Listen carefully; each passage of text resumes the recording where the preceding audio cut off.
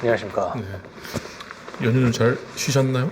잘 쉬었습니다. 푹 쉬었고 출근하기 싫어가지고 혼났네. 저희가 이제 얼마 전에 주말 아르바이트 채용을 했잖아요. 저도 이제 급여 계산을 좀 해야 되니까 한번 최저임금을 좀 봤거든요. 진짜 깜짝 놀랐어요. 제가 알바할 때 뭐 4,860원인가. 최저임금이. 네. 2배 이상이더라고요. 그쵸. 네. 10,000원이 넘었고. 네. 저희가 이제 마진을 또 많이 포기하더라도 가격 상승은 좀 불가피하다는 게 딱 와닿더라고요. 근데 이게 참 그런 쪽에서의 뭔가 경제적인 통찰력까지는 제가 없어가지고. 왜냐면 우리보다 높은 인건비를 지불하고 있는 국가들도 분명히 있으니까 그 단순히 최저임금에 대한 높고 낮음을 논하기는 조금 어려울 텐데, 근데 그거는 확실히 있죠. 최저시급이나 최저임금이 오르면 제품 가격이나 뭔가 이 소비가 되는 어떤 행태들에 대한 서비스 제품들의 가격은 동반할 수밖에 없는 거는 그거는 맞거든요. 그것도 좀 조심해야 되긴 하는데 하여튼 근데 다 득실이 있는 것 같아요. 올해 임금 상승에 적절했는가에 대해서는 잘 모르겠어요.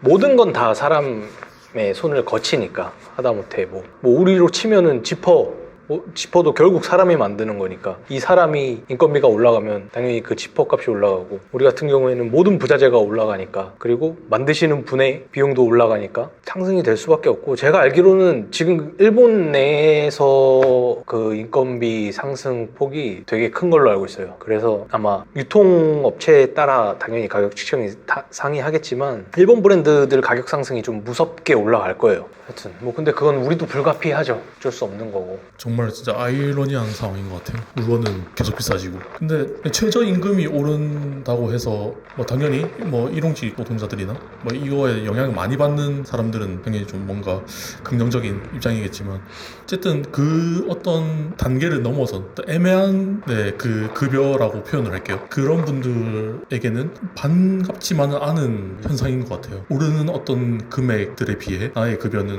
최저임금을 일단 넘겼으나 아직은 애매한 급여이기 때문에. 그죠. 진짜 어쩔 수 없는 것 같아요. 그러니까 오히려 혜택은 진짜 기존에 최저임금을 받고 계시던 분들이 반길 만한 소식이었던 것 같고, 뭐 그죠. 일단은 제일 큰 피해는 자영업자들이 맞을 거예요. 그러니까 우리 같은 뭔가 이런 브랜드를 한 업체들보다 그냥 진짜 직원 한두 명 이제 고용하시면서 하는 뭐 식당이라든지 편의점 뭐 이런 데가 좀 타격이 큰 걸로 알고 있고, 모르겠어요 이건. 특히나 이 패션 시장에서는 크게 중요한 소비 포인트로 작용하는 것 같지는 않아요. 근데 그거는 좀 세계적인 흐름인 것 같고, 그 중에서도 좀 한국이 유독 빠르고 좀 민감하게 그런 거를 반응을 했던 것 같은데, 그나마 좀 그런 데이터를 가지고 소비를 하는 거는 그래도 일본 쪽이 아직도 좀 있는 것 같고, 유럽 쪽도 제가 알기로는 크게 막 그런 거에 소비가 움직이는 것 같진 않아요. 소비 동향 자체가. 제가 이번에 파리 갔다 왔을 때도 그것도 좀 신선하긴 했어요. 유럽 브랜드인데 일본 원단 써서 되게 일본의 어떤 고집스러운 부분들을 자기네들이 했다, 그런 거를 내세우더라고요. 그래서 크게 다르지 않구나 라는 생각도 들었고, 하여튼 그런 노고들은 확실히 일본 쪽이 좀 어떻게 보면 헤리티지죠. 지금 좀 현대 사회에서 좀 유일하게 남은 헤리티지는 일본에 있지 않을까라는 생각이에요. 거의 유일하다고 보여지죠. 웬만한 뭔가 진짜 역사적으로 뭐 예를 들어 바보나 이런 거를 제외하고 보면은, 그러니까 그 노동에 대한 헤리티지는 좀 일본이 유일한 것 같긴 해요. 저는 노동에 대한 헤리티지도 분명히 소비를 할 때 고려를 하는 부분이기는 한데요. 그게 어떻게 보면 저는 약간 뭔가 효율적이지 않은 이런 개념과도 좀 약간 일맥상통한다고 보거든요. 시장의 관점으로 보자면 결국 희소성인 것 같거든요. 왜냐면 애초에 대량 생산이 안 되는 시스템이고, 그런 시스템들로 만들어진 옷이면 당연히 희소할 수밖에 없으니까, 그 희소함이 이유가 없는 게 아니라서 뭔가 조금 더 가치가 있어 보이고 그것의 매력을 느끼는 분들이 계시는 것 같은데, 저도 그렇고요. 근데 그게 어떻게 보면 우리가 표현하고자 하는 노고에 대한 가치, 그 노동에 대한 가치인 건데, 대다수들은 그런 걸 원하지 않고 관심이 없기 때문에 우리가 힘든다는 표현보다는 좀, 하여튼 그렇죠. 일단 명확히 어떤 걸 원하는지 알기가 어렵다는 건가요? 아니요. 그러니까 안다고 다 뭔가 그렇게 할 수 있는 건 아니지만 그렇게 하고 싶지 않은 것도 맞아요. 이게 좀 어렵습니다. 근데 확실히 뭔가 브랜드를 하는 데 있어서 그 소구 포인트를 이해하면서도 너무 그쪽으로는 가고 싶지 않은 그런 약간 기질이 좀 있는 것 같고, 그거는 이제 브랜드 아마 디렉터들의 성향이 드러나는 거겠죠. 그거를 뭐 어떻게 포장하고 마케팅에 힘을 쏟느냐 하면 그것도 결국 그 브랜드의 기질일 수도 있는 거고, 아니면 진짜 그냥 외골수 길을 가는 기질의 디렉터가 운영하면 브랜드도 그렇게 되는 거고, 그런 것 같아요. 확실히 근데 뭔가 쉬운 길은 아니죠. 어려운 것 같습니다. 하면 할수록.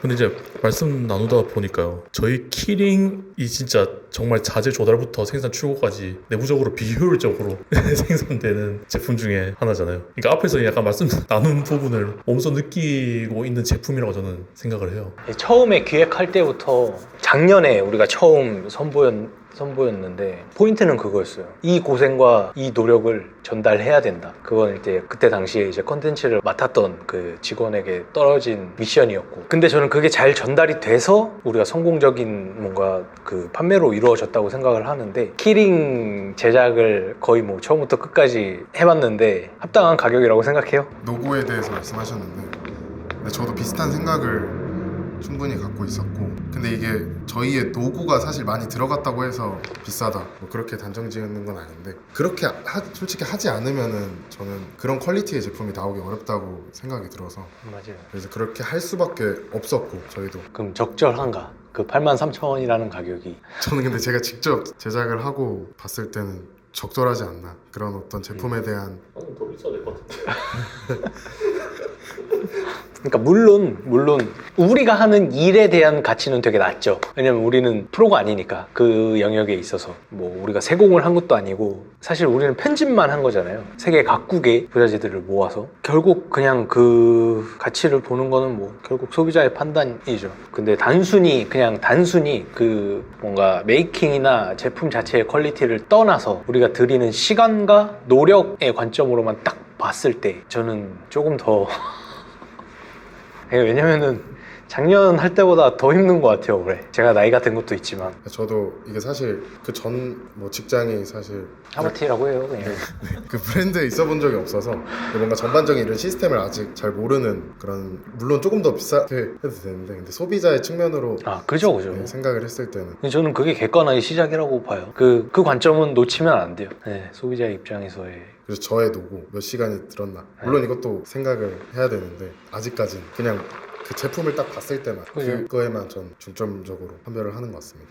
잘하네요. 정말 디테일하게 설명을 하자면 키링에 그 들어가는 요소 하나들이 다 우리 옷에 들어가는 부자재라든지 아니 그냥 부자재예요. 우리 옷에 들어가는 부자재인데 이제 지퍼 슬라이드 끝에 달려있는 그 상지를 이용해서 뭔가 마감을 한다든지, 그거 마감하기 위해서 막 진짜 니퍼로 막 이렇게 조이면서 하나씩 만들어가고, 이 비즈 구슬도 사실 그 홀이랑 잘 안 맞아서 다 집게로 찝으면서 들어가야 된단 말이에요. 근데 사실 이것도 되게 아이러니한 게, 우리가 이런 노고들을 그냥 이렇게 소비자한테 전달하잖아요. 근데 전 또 그거는 하고 싶진 않아요. 오히려 우리가 했던 노고들이 좀 반감이 되는 느낌이 있어서, 근데 그걸 조금 더 뭔가 세련되게 전달을 하자라고 했던 게 그 쇼츠였고, 사실 그 쇼츠는 그냥 압도적이었어요. 약간 조회수나 그런 뭔가 하여튼 인스타그램 내에서의 그 퍼포먼스가 여태까지 운영하면서 그런 퍼포먼스가 나온 적이 없었는데, 저도 의외였고, 계속 그런 걸 우리가 해야죠.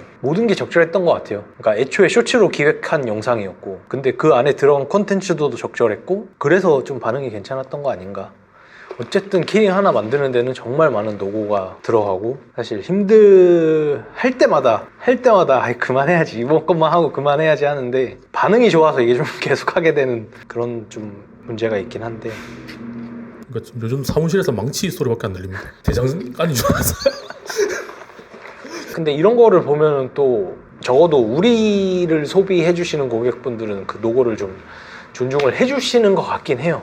그렇기 때문에 우리를 소비해 주시는 것 같기도 하고 감사한 일이죠. 예쁘긴 해요. 예, 키링이. 네, 대표님 앞서 이제 노고에 대한 말씀을 하셨는데, 그러면은 이제 모든 제품이 이제 노고가 많이 들어가면은 그러면 비싸야 된다. 근데 그 가격 책정은 사실 브랜드 맘이에요. 노고가 들어간다고 비쌀 수밖에 없지만 비쌀 이유가 되진 않죠. 소비자 입장에서는. 그러니까 가격과 비례하냐고 물어보면 또 그건 아니잖아요. 사실 가격과 노고가 비례하냐. 근데 우리가 하고자 하는 거는 어쨌든 제품에는 정말 많은 노고가 녹아져 있대. 이 노고를 가지고 우리 브랜드를 알리고 싶진 않아요. 사실 이게 전부인 것처럼. 옷이라는 게 일단 예뻐야 되잖아요. 그리고 저는 편해야 돼요. 제가 입었을 때. 그게 우선순위가 돼야지 우리가 노고를 내세우면서 부가적인 거지 이게 메인으로 갈 이유는 없는 것 같아요. 그래서 그걸 아까 얘기했듯이 뭔가 좀 세련되게 표현하는 게 훨씬 더 우리의 방향성에는 가깝지 않나 생각합니다. 끝.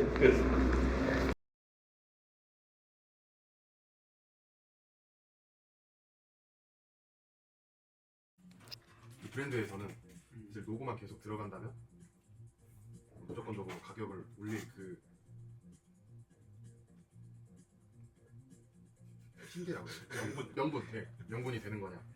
근데 이제 제가 어쨌든 생각했던 질문은 저희 브랜드는 그 로고와 저희가 생각하는 그 추구하는 그 디자인성과 그거를 다 결합을 해서 그런 가격을 하는 거다. 그렇게 딱 정리를 하고 싶었는데 그 질문에 어떤 그게 좀 잘못된 것 같습니다. 잘못됐다기보다 정리가 좀 안 돼 있었던. 근데 그거는 알죠. 노고가 들어가면 비싸지는 건 맞다. 그러니까 그거는 사실 모든 제품이나 뭐 상품에 그 기본 순리잖아요. 네. 근데 그러니까 그런 거죠. 약간 종씨가 하고 싶은 말은 그 노고가 들어간 게 타당해 보여야 된다는 거잖아요. 네. 그죠? 알겠어요. 맞습니다. 타당이 맞는 것 같습니다.